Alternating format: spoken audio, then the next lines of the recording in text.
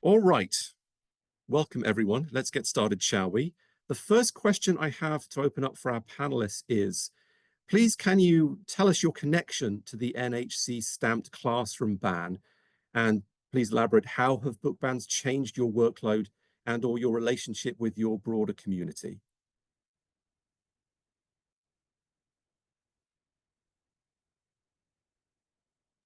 All right, I'll go first. Thank you, Kelly. My relationship with the book ban is that I was using the book in my classroom, in my AP Lang classroom.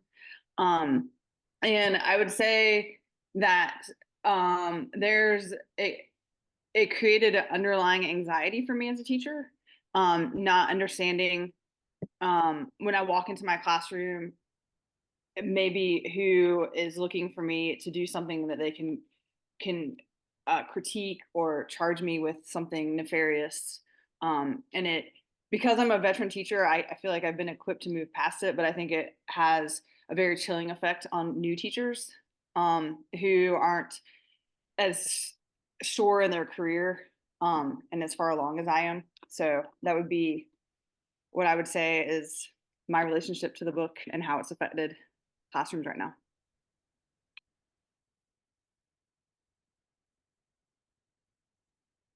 Okay, I'll go. Thank you, Kelly. Go ahead, Rachel. Yes. So it was November of 2023 when I started hearing about Kelli's classroom and that a parent was kind of wanting a lot of sunlight on this classroom. And so I did a public records request and I got a lot of emails and documents from the school district with this parent to Kelli. And so I wrote a story starting in January about their exchanges between one another about this book. And I started, my first report was in January, and I wrote 10 articles on it up until September when the book was removed from the district's curriculum. So it took almost a year to follow the process of this book ban, and it bypassed two committees. Over 10 people were on both, one at Kelli's high school, Ashley, and then there was a district-wide committee that also said the book that could stay in Kelli's classroom. And then the board decided to take it up and do the final rule on the book. So it was a pretty extensive process. And again, it was one of my beats for that year, is following this book and all the arguments around it. And it really did divide the community into two parts: one who were very in line in supporting Kelli, and others that thought, unfortunately, like she said, she was up to nefarious things in her classroom. Well, I'll follow up with that. I think we all have a piece of this. I'll call it a situation. Like I said, I've been elected since 2020. And I'm a native here of New Hanover County, and I'll tell you, from my standpoint as a politically elected person, there is always a political component to this because of elections and because we are a partisan board. But I'll tell you, I've never experienced anything to this level as far as politics are concerned that are injected into the school system. And we have process and procedure. We have policies, of course, and we didn't necessarily have the challenge. The book challenge, as mentioned, went through several of our committees. It starts with a parent. If the parent doesn't want their child to read a book, they certainly can get an accommodation, which is what happened in this case, very quickly and, very accommodating, for the student. But then it rose to, a greater challenge. It was based on things I didn't feel like rose to the level of a challenge. That political season in 2022 was a turnover of our school board, and a lot of folks did run on certain things such as books. And it got to a point where it bypassed, went through all the committees that it was supposed to do, and, accommodations were made, but we had a particular board that felt that this, parent had merit, and we provided what we call a hearing to discuss it and vote on it. And it's not one we've ever had before. we generally, as a school board, have hearings for student-related or personnel-related matters, but this was a discretionary hearing. And so with a board majority, they basically were like, okay, we're going to hear this and we're going to have a full hearing on it. And to the point about the community, it really did create some rifts in our community, because a lot of folks were like, we start touching books and you start doing it for things that aren't what folks ran on, which, people out there have heard some of the discussion. It really kind of centered around this particular book, and whether it was rhetoric or not, or whether it was, age appropriate, or, all these discussions. I mean, we had a 5.5-hour hearing, and it sounds painful, and it really was. But we got to air out all the questions. So it's on YouTube if anybody wants to look at it as a case study. I definitely would. But it affected me as a board member, because I just felt it wasn't appropriate thing to do, to be removing books, especially cultural books. And a lot of people don't know New Hanover County and Wilmington, our history runs very deep in that regard. And removing a book like this didn't feel right. And in my opinion, it wasn't. So I'm sure I could go on. We all could, but I'll leave it there. Thank you, Stephanie. I'm not seeing Sean arrived in the participants yet. In Sean's defense, it's this season of retreats and councils and very intensive meetings here at UNCW. So Sean may be unwillingly detained under one of those right now. Thank you for those prefacing remarks there. Let me move on and ask everyone, what have you learned from this experience that librarians should know? And related to that, how can librarians and other professionals work together to mitigate the impact of book challenges? I'm sure we'd be very keen to hear your thoughts on those. Do we want to go in the same order, or I'm happy to jump in? whatever? No, go ahead, Kelli. Go ahead, Stephanie. I think you were first out of the blocks there. We can move I never among know whether ourselves to pause or wait. So what have we learned? One thing I learned from where I sit is that elections absolutely do matter. You have to pay attention to who is running for your school board. And I think me as even a parent didn't realize, I probably, when my kids were in school, didn't even know who was on school board, but it has become such a place of political discussion, to be kind, but also, what I felt was, there were some grievance politics. There were folks upset about what happened with COVID. So, but what I learned, that is the key thing I did learn, is to know who show up and know who is running for office, and what their kind of ideas are for when they get in office. And sure to what they said, they are doing or did, things they said they would do. And when it comes to book challenges, so far it hasn't gone much further than this, and I'm knocking on wood that it doesn't. But we do have an election coming up, and there are, perhaps folks in your communities as well that have books on their radar. We did have a discussion about Battle of the Books. So that is the main key takeaway for me. But for librarians, I did manage to speak to some of our, our school librarians. We call them media specialists here. And there was concern. I think they took very, very much pride in curating their book collections. And I think they were concerned because, they don't really have as much say as they'd hoped. I think they do a terrific job of, if a parent doesn't want their child to read a certain book, that they will make sure that child doesn't do that. But, I wish I could give you a guide on how to weather elections, but it's tough to know that. But I think you just stay the course, because I know in politics things swing back, and that's what I'm really hoping happens in future elections. Thank you, Stephanie. Kelli, go ahead. I would say that that a lesson I learned is that we're not being honest in the conversation. The side at this moment who's attempting to ban books frames it as parents' rights. And if this was really an issue of parents' rights, as soon as the child received a different book, the conversation would have been over. So I think the lesson I've learned is that there's a bigger conversation, and we have to be honest and have that conversation about what people are actually after and their intentions. And I would say that this, not to be cliche or put too much weight on it, but teachers and librarians are gatekeepers of sorts for democracy, just like journalists are, and protecting, like, the challenge to see how teachers and librarians are fighting against this system and working together. Sometimes has brought me great comfort to know that there's other people fighting the same battle, and that it is very important for us to make sure that we understand our role as teachers and librarians to provide access to students for reading, for truth, for facts, history, all those things, and that we can find strength by looking to each other and being, like, in conversation and community with the people who are doing the same work we are.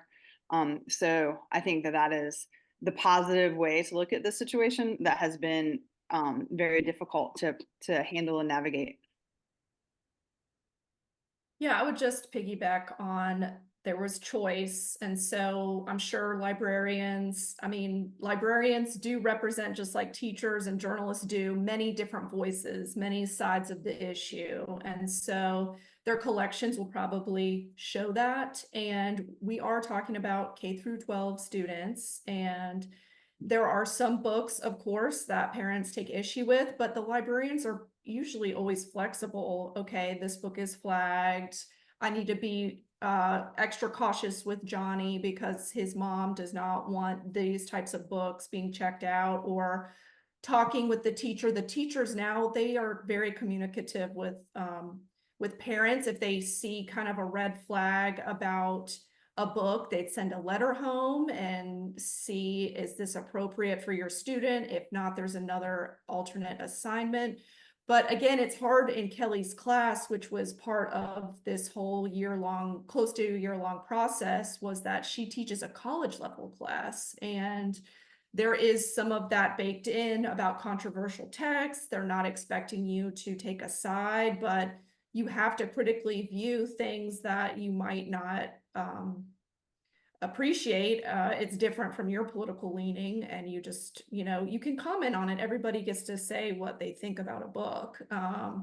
So that's not limited, but I just keep trying to, again, talk about there is choice. There is choice baked into this process. And with talking about, use your voice. I tell people that all the time as a journalist, contact a journalist you trust, because I know sometimes the media, obviously, some have lost that trust and they're reluctant to say, oh, what can they do? And then in the media, we also know that you take sometimes a risk of going on the record. And Kelli did that. And Kelli went to the public comment period to give her own side of the story in front of the people, that were not, looking very kindly on her. That took a lot of courage.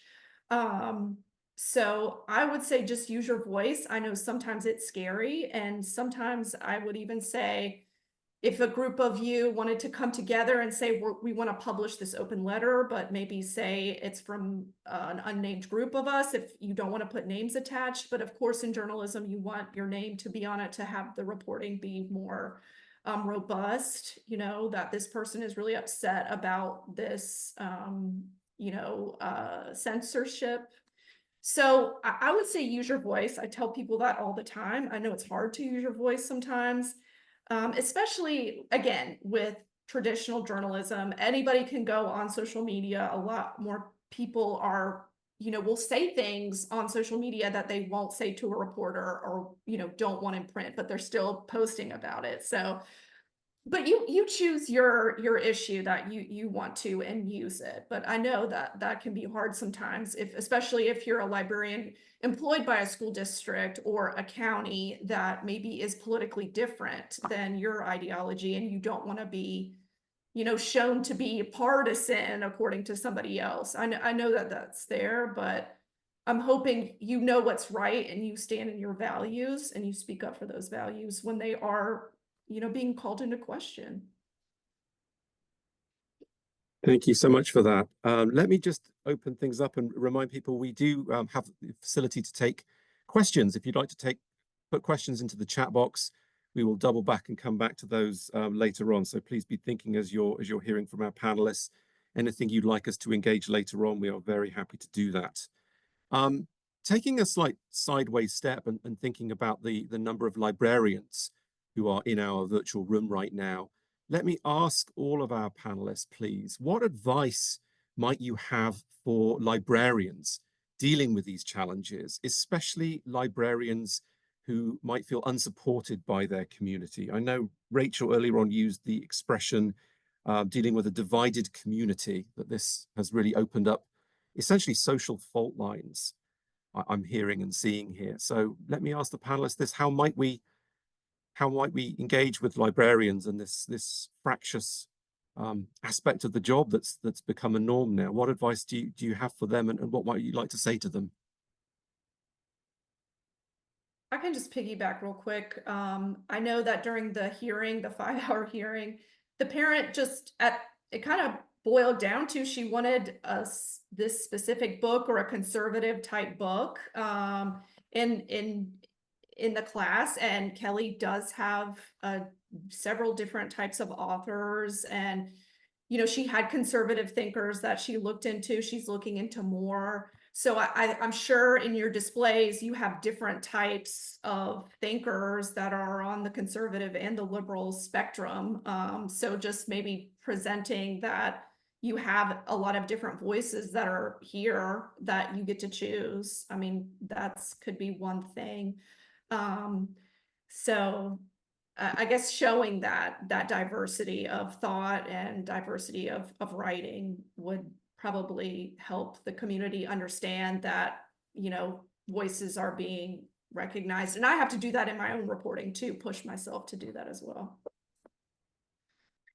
I think something that we are reacting in a reactive, or we're moving in a reactive approach, or responding to things coming at us. And I think a good way to react in these situations with brands is to be proactive, for librarians to create a community before there's an issue with people, so that they can facilitate or foster some sort of trust. And maybe like that comes from book readings, or to Rachel's point, you create a display, or you have two different thinkers from two different spectrums coming in and presenting information. Just more community outreach that becomes proactive instead of reacting to people's frustration or mistrust. I will say, from my standpoint, as an elected person, and it is probably a little bit different also because, we manage a school district with libraries in it. As far as county libraries are concerned, at least for me, I didn't feel like it went as far in the county libraries as much as it did in the school libraries. And that was kind of a direct result of, I guess, how this particular maybe school board felt about certain books. It's not my job as an elected school board member to micromanage staff. And, we have staff that, we have policy on a kind of an upper level.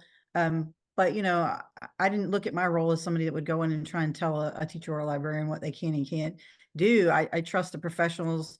They're educated, they have degrees, and, they curate their libraries, and they follow the district policies. And I think that's what was happening. I would just say, I guess a lot of the stuff that it kind of trickled down in this case came from a school board level decision. And a lot of the times, our county just doesn't do that kind of thing. And I don't believe, as far as I'm aware, that they ever put a directive down to say you can't have certain books. I do like the idea that was suggested about, if you're going to get folks come in to libraries and ask you a question, or, get upset, definitely direct them to different types of books. And I think that's a good thing to do.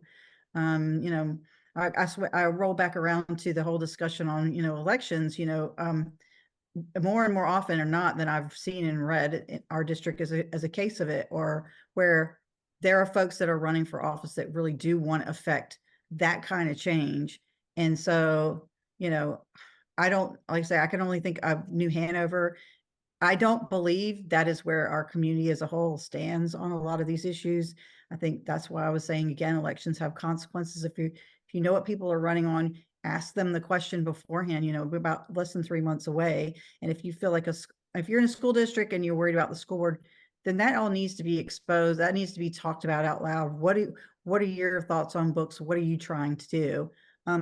In our case, our county commissioners, I don't even think they had anything to do with that. So But I do like the advice that was given, about curating or about having other ideas.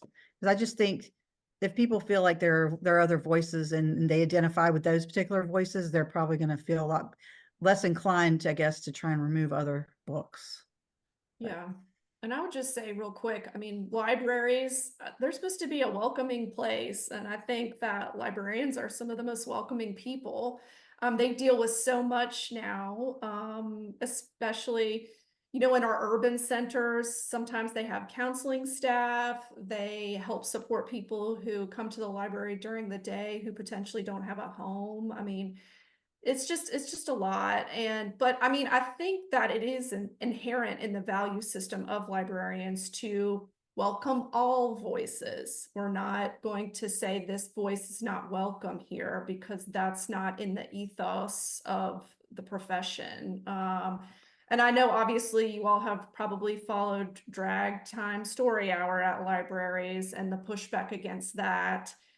There was a case here at Pine Valley a couple years ago that was an issue where the Proud Boys showed up at this story hour, and then those things stopped. And I understand not wanting to wade into controversy, but I mean, people were going there because they did like that and they didn't see as it was harmful, but some people did. And who gets to choose who gets to be represented and what they have to say? So it's interesting, and it's, I don't know, something to talk about and keep discussing. But I mean, again, in journalism, in teaching, we have to allow all voices. It's not one side. That is not kind of in our profession. It's just not.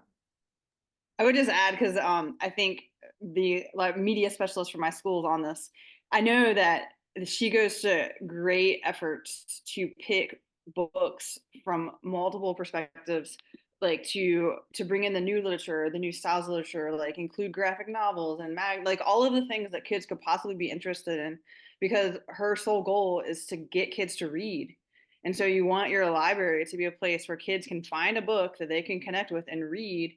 And I say kids because I'm at a school, obviously adults, the same thing. And so like, I think the painful thing for me as a teacher, which I'm sure is true of the librarians in this group, is that when someone brings up a book to be banned, it's almost a personal attack, like that you are choosing a book with ill intentions, or that you're not choosing a book appropriately. And I think that it's that I know the librarians are trying to pick the books for the right reasons. And so this is just that's what makes this so much more frustrating. Thank you. These are all really wonderful comments. Let me pick up on a line Rachel just said there, talking about welcome all voices. And I see Lee in the chat is also commenting on this too.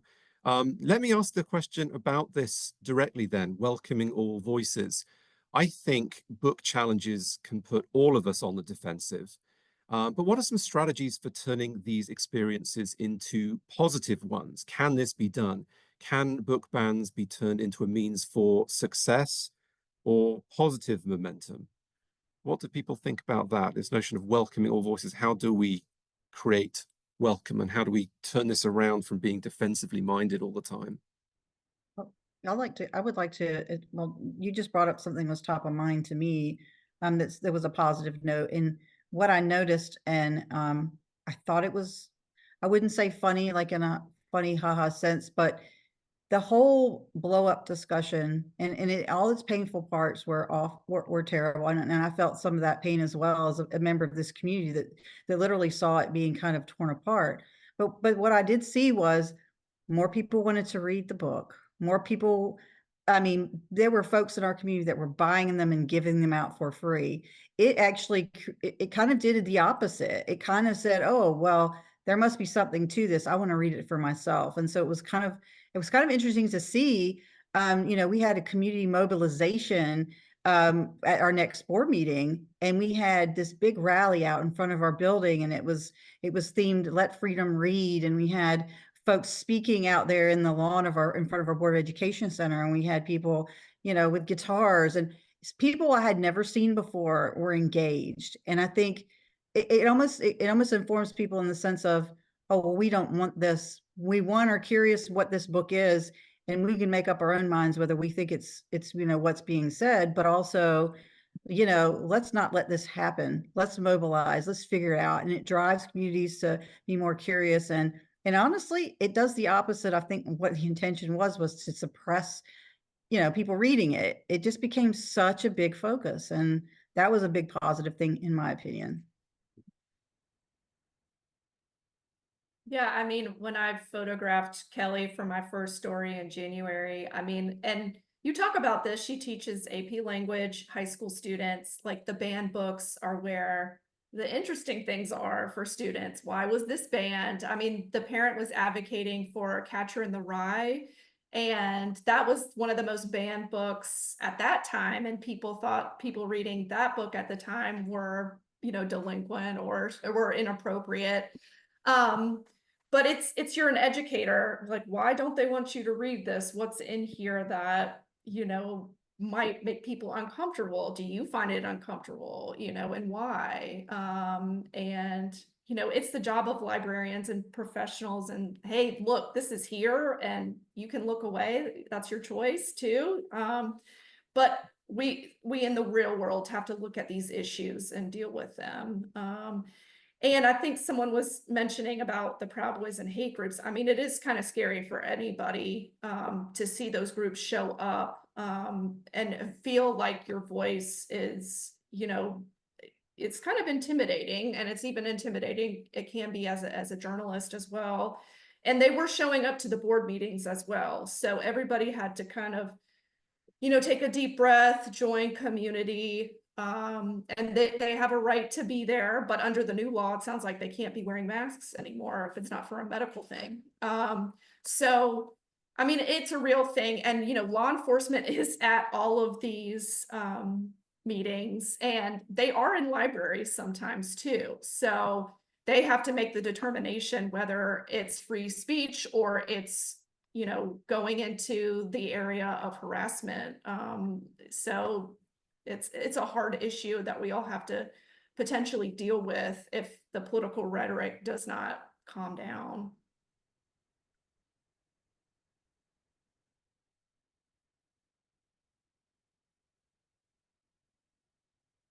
Thank you, Rachel. Just wondering if you've got something to add to that, Kelli, or I've got something else to move us towards. I would just say, like, I guess the question was being asked about allowing all voices versus maintaining respect and safety. And I think you can allow all voices in the sense that people are free to feel how they want to feel and think how they want to think. But there should still be a place where there's like right or wrong. There's absolute truth. There's facts. There's things that happen. Like the Holocaust was bad. There's no way that you can rightfully bring the view like and have it respected that it was a good thing. So I think that there is a delicate dance that we have to play. And I don't think that those are easy questions. If they were, we wouldn't be having a problem. Absolutely. Well, yeah. Oh, yeah. You want to go? I just wanted to add that, but of course, I'm bringing the politics discussion in because as an elected person, I could see it coming over the horizon. I'm hoping is an era that's not going to last, but I don't know that. I just feel like that's where the politics has really kind of bled into all these discussions. And I feel, it's my opinion, it's come from a really kind of top down level. It's what folks are reading on social media, what they're hearing on the news, and they just know things are wrong. And, I'm always up for the discussion. But, when the politics bleeds into schools and school policy, I don't think it's necessarily helpful. I mean, it's the nature of the beast to have to run as as a partisan school board, run, with a party. But once you get elected, you represent everyone. So, and, you try and do that to the best of your personal ability. But I mean, some of these issues and then I'll say this too, since, Rachel brought up Proud Boys. There's a certain meanness that is running kind of through the thread of some of our politics that it puts a lot of pressure on folks that get elected to, and I've actually heard this at our meetings, like, you should do what we elected you to do.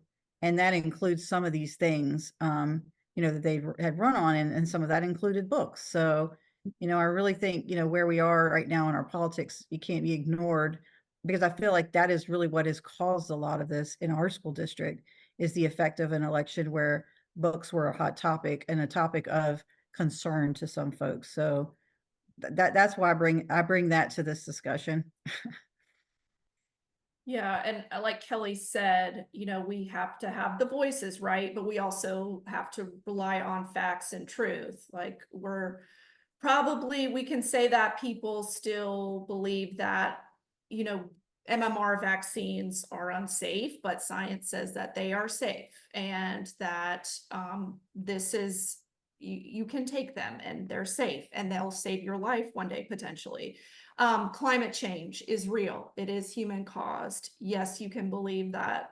You can state that, you don't believe that, and that's fine, but this is where the science is now, and we have to rely on our experts that do the research, that do the science, to tell us, like, and that's built into academia and people who read books, right? Is like, hey, there's all this information, there's all this evidence, there are these exceptions, there's this gray area, but this is the general finding. So, and we hold ourselves up to scrutiny as well. You shouldn't be afraid to defend your point of view with information and facts. But it can be a gray area. You want, this is what they said, this is, their opinion. But let's look at the record. Let's look at the facts too, along with their opinion in context. That's really important. So like Kelly said, I mean, there are some things, your professional values, that you can't compromise all the time, just to make sure everyone's represented. Like in journalism, we're trying to figure out both sidism, right? They say this, but we can't dedicate equal time because maybe the factual things are not standing up to one particular side, or maybe the jury's out and we need both voices at the same time giving equal weight. So it's tough. And I think that librarians know the world is nuanced and gray, but sometimes there are truths, sometimes there are not. But sometimes we know that people in our country and people have a hard time dealing with ambiguity, and we understand it, like we get it. That's part of the human condition. But it's kind of a part of life too. But I try to be curious. Well, why do you think that? If you're a politician, I'm going to push you. But if you're an average person, I'm going to be curious. But even politicians, I have to be curious with, okay, well, why do you feel that way? Well, what's the evidence for that? So, I guess it's like trying to see each other's humanity and try to understand where they're coming from, and then potentially we can get somewhere if we're both kind of seeing each other. Thank you so much. That's very eloquent, Rachel. A quick question coming in from the chat. This might be my putting Stephanie in the spotlight for a second here. Wynn is asking about an update on the situation with Stamped, which was nominally withdrawn on temporary grounds. Do we have something in terms of an update on that at all? What is the situation? It does seem like Stamped was the real forerunner text here, wasn't it? Mm-hmm. So we have not gotten an update. That has not been brought back up for discussion. I could speculate on why. I know what the decision left was, that, or I wouldn't even say decision, maybe compromise, maybe kind of a compromise, was that we were going to look at opposing text, or, I would say opposing, or something that would counterbalance it. I'm probably not using the right words, and Kelly could probably help me with that. But like, just to kind of give a different point of view, that has not come back up for discussion. I don't know the reason why, because I'll tell you, we're a 7-member board. The board majority made this decision. That's 4 folks. And, I definitely can bring it back up. We deal with a lot on this school board, more than, well, I would say more than the usual, but then again, this is the only experience I have dealing with it. I agree, it should come back up for discussion. I believe it was kind of left in limbo, and if I'm being honest, if it was brought back up, I'm not sure what direction to take it in, and that definitely is something that can be done. But do I know what the results will be? And without being in the board majority, I don't know. But I mean, I'm happy to have the discussion. You know, I leave my term on the school board as of December. But I will be doing that before I leave. Let's just say that. Yeah, and I mean, it was temporary. That was the motion, a temporary removal from the district's high school curriculum. It sounded like the information I got is that it was going to be in the libraries if that was an option, but no class could be teaching this book in the district. And interestingly enough, they had in July, they had a huge unveil of this climate survey from staff, and in it was pretty damning against the board and the administration, and Stephanie knows this, and she presented these results. But one of the board members said, everyone's mad about us banning books. I want to know where the list is. Where's the list of us banning all these books? I mean, it was one, right? But That's what I said. Yeah, she had campaigned on getting a lot of books out, but that didn't happen. But it's interesting. So maybe there's some nuance of, hey, we're going to back away from this, and we only did one, and you know, we're not doing a bunch of others. But that's what she said a month ago, so we don't know. I would just add, from my perspective, it always seemed like a disingenuous position. It's hard to believe that there was ever intention of bringing a co-equal book into mix. I don't know how you'd find a co-equal. It was written by a New York Times bestseller for YA literature, and Ibram X. Kendi, who's considered one of the leading scholars in the history of racism. So I don't know what would be the book that balances the positions and facts and details laid out by those two men. And so my question was like, I have no problem incorporating another book. Tell me what that book is. That's a New York Times bestseller, and it is peer reviewed and accepted writ large by experts in the field. And no one has been able to give me a title. So I'm curious how that would even look. Yeah, So they were talking about Thomas Sowell's book. I can't remember the name of it, but he's a Black economist. Right, but he's an economist. He's not a scholar on history, and he's not a writer of young adolescent literature. He's not practiced in rhetoric. So like I did start incorporating his essay or two of his in my class, but not in relation to that book stamped. So I'll add this. I tend to agree with what Kelly said about, I mean, the whole process was, and I'm probably going to go out, and I hope I don't get a lot of crap for this from other board members, and I'm not intending to, but my take on it was also, we're not banning books. We're not doing this. We're not doing that. The whole 5.5 hour hearing where we got the opportunity, we suspended Robert's rules because we wanted to be thorough about our questioning, because it was basically a hearing like you would have maybe in a courtroom, very quasi-judicial, where you have the person bringing the challenge and the district defending.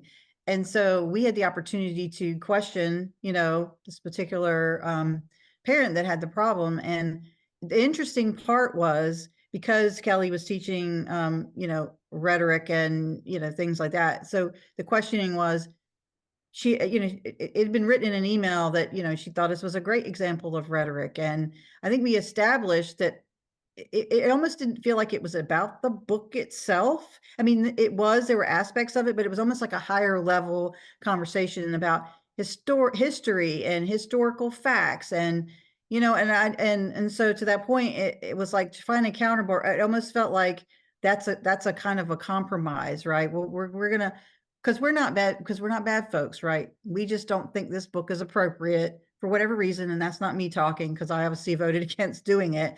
But it didn't feel like it. It almost felt like the process was like a first of its kind, and let's push this and let's see what comes out of it. And let's, you know, look like we're having compromise.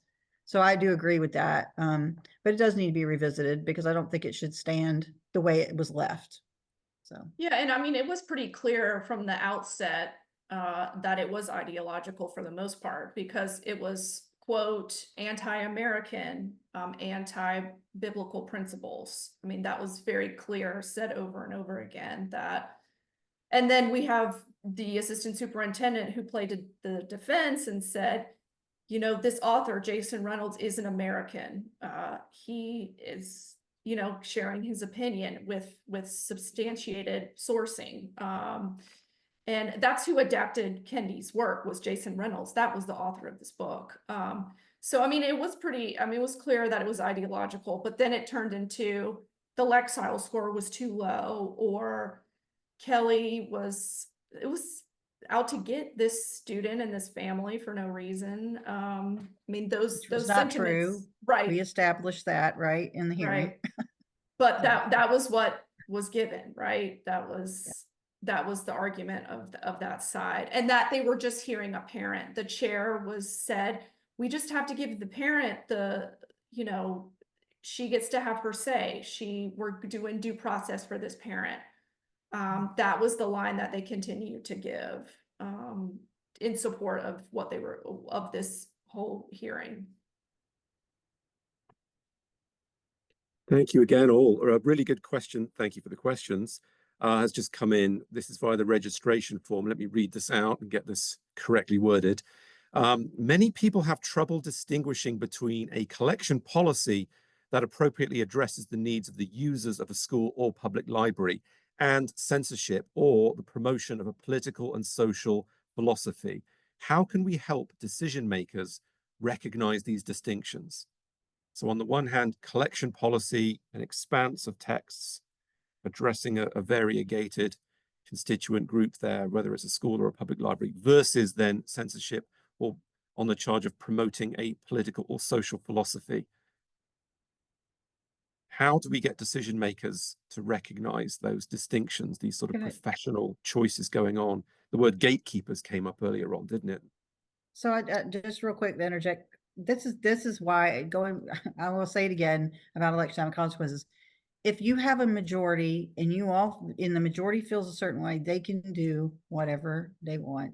And that is what we are taught in Poli Sci 101.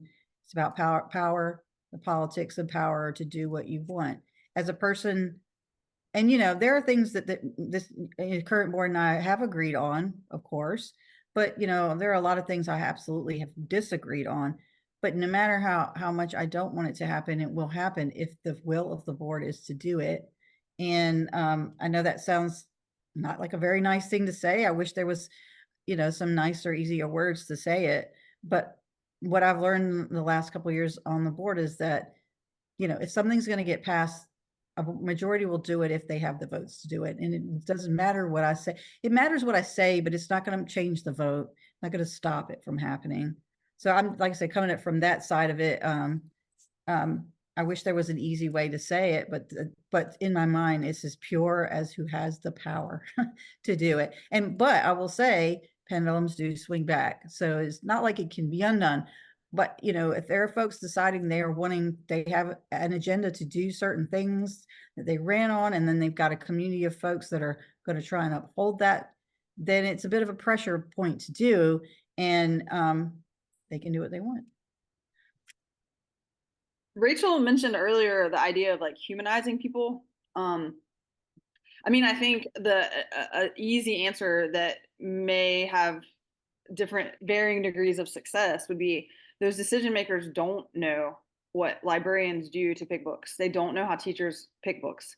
And so including them in that process, like inviting a lawmaker, hey, we're going to be selecting the books we're purchasing for next year. Come see how I do this. Come look at these lists, these databases, like come see what the checkout rates of these books. And this is what people are interested in. And this is why I'm picking these books, and include them in that conversation before they make these decisions. It would humanize the person making the decisions, and then it would cue them in on what that process looks like. Yeah, and that looks pretty specific, right? You'd probably have to have a case to understand, you know, is this censorship, or is it a promotion of an ideology? You know, what's the case? What are we talking about? I think would be, but I mean, again, libraries and teachers have a variety of sources. They're not sticking to a conservative voice 100% of the time or a liberal voice 100% of the time. You know, it would just be inspecting. And I think that's great, Kelly. Transparency, like journalists love transparency, right? And so does the public too. Like if you can just show them what's behind the curtain, how you do this. Okay, ask me, I'll send this to you, or I'll send you the reasons why I'm teaching this book. And in the emails, I got the records. Kelly was showing that this fits this standard, this fits this standard. No, people can write, students can write a whole essay about not agreeing with Jason. I don't need you to agree with him. That's not the point here. So again, I think that's awesome. Just transparency. And, you know, if you show them all the documentation in the world and they're still doing that, that's their choice. They get to think what they get to think. That's fine. But I've showed you my process. And that was kind of upsetting too, hearing that during that, some of that rhetoric during the process of the year. I don't know how this works. There are committees, there are reports, there are this is who's on this committee. I mean, it was all very transparent, but some people would say, I don't know how it works, but it was there if they just wanted to look up the reporting or ask the district directly. So I'll follow that up with your comment that you just made about how I don't know how this works. I think some folks didn't know how it worked and didn't care. And that's the whole discussion I was saying about the power to do whatever you want. And the whole list, you know, we were talking about the different books and, you know, how they're curated. I think people will want to listen to that. But if there is an agenda and that it's kind of baked in, they might not listen. And I know even before the election, we were getting folks come to our meetings saying with a pre-made list or a list they had gotten from, you know, I don't know, the lieutenant governor's task force on something or other, or, you know, certain groups like Moms for Liberty or whatever, they have lists already. And we were being served papers on books. I think our board was, they didn't, and I'm not going to say they were fake, but they weren't based on, you know, any kind of judicial order. It was basically, we were being served papers about books and lists of books that we needed to remove. And folks were going really deep on, you know, doing records requests on how many times books had been checked out and like, so point being is, you know, I like to think in a perfect world that reasonable folks, and, you know, and I'm not going to say, you know, I get along with everybody on our board. I don't agree with them, you know, on quite a few issues, but, you know, it was almost like they already had this stuff in their minds before they got there. And then some of the folks that were driving, like, you know, the hearing, it was almost like preordained. Like I already knew what the vote was going to be before it was done. So, like I said, you know, I'm hopeful that this kind of dies down a bit politically, because, you know, we do have times in our history where things go up and go down. But, you know, this election is coming, and I think there are people on the ballot everywhere that, you know, have a bit of an agenda. And so we have to pay attention to elections. Yeah. I keep saying it. I'm sorry. There's no doubt that this promoted civic engagement. I mean, how that looked, you know, was different, but people, I mean, I looked up, I looked up the actual hearing. 150 people were there.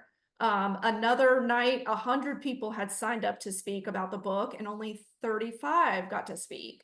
I mean, people were very passionate about this because it is about American values on, you know, either side. And that's very emotional for a lot of people, what it means to be an American, because that's what was at stake here. Yes, I agree. We've just had another question. This is from Elizabeth Ellis asking about, she is passing on an anecdote from a library advocate in Alabama that it's possible and advisable to prohibit reading portions of a book in public hearings. She asks, who would have the power to implement this policy? Are you aware of what other school boards across the state are doing when it comes to policies on public hearings? Can I clarify? Does she mean public hearings, or does she mean like when people come to our meetings and speak in front of us? Public, because to me, hearing is what we have with the book stamped, but like we have people come to our audience and read passages. So I was just clarifying that. So I just saw an article recently. I don't know if this person is talking about this, but I think it was out west, a district. I think a woman came to read a passage out of context, and it was basically a sex scene, and they stopped her. They stopped her from reading it because it was so graphic and it was out of context, right?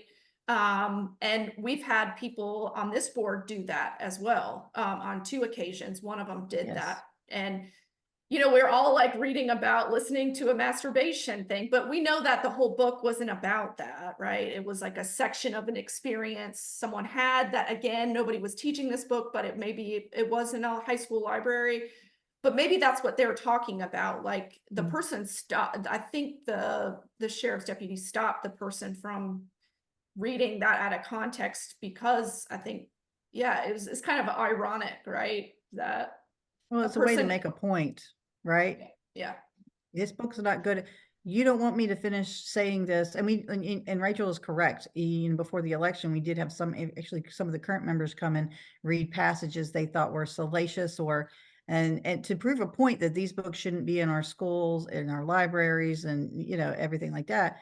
And we had some really interesting thing. I mean, I think there were a couple times there were gavels that went down.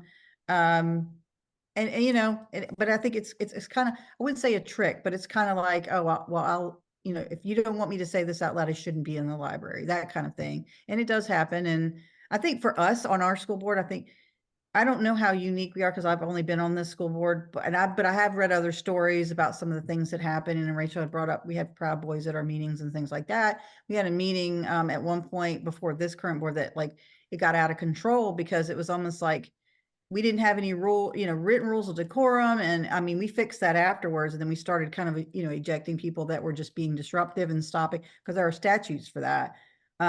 But I don't think we passed a policy necessarily that you can't read a passage, but I think in our decorum rules, we do talk about, you can't be personally swearing at board members or anybody in the room. And, but it toes up to a line for sure.